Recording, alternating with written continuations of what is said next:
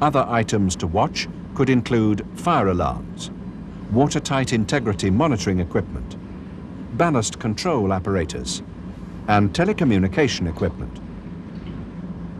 All these tasks need to be recorded in the log. This record will provide a useful check should there be any malfunction. It is essential that the watch-keeping officer remains aware of what is going on inside his ship.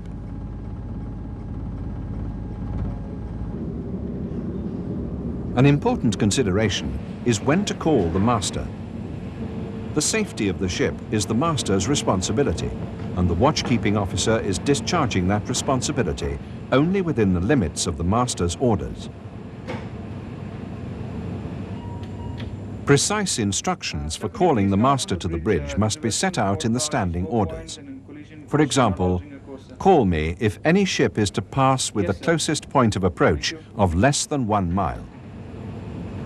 If the watch-keeping officer is in any doubt as to whether he should call the master, he must call him.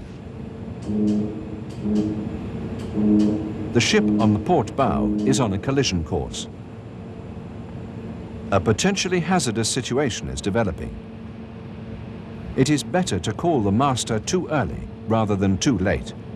That's the vessel in the port bow. Okay. What was the last fix you had? The master makes a quick assessment of the situation and takes over control of the ship, making his intentions clear to the watch-keeping officer. Second, I'm taking over the watch from you. Yes. 000. 000.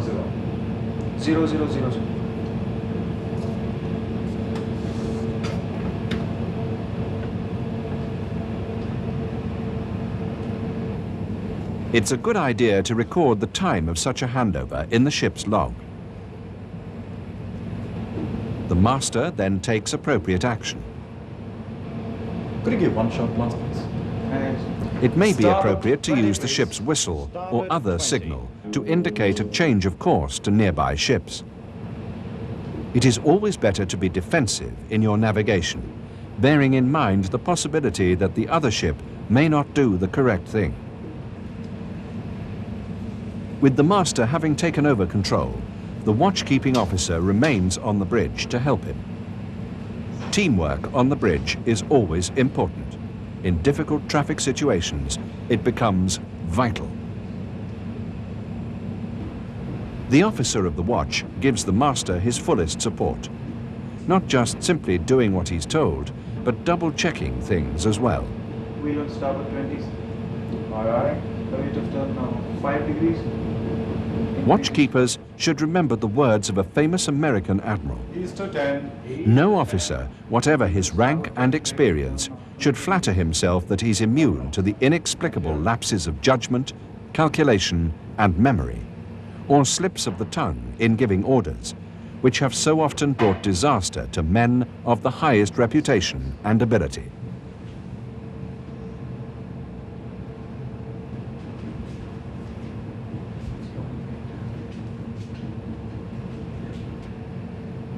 That was close, wasn't it?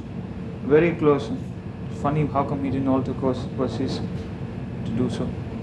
Are you happy with the situation now? Yes, sir. Okay, you can take over the watch now. Yes, sir.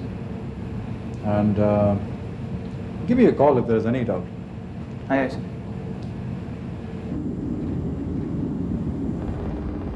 The watch-keeping officer must always stay alert and double-check everything he does.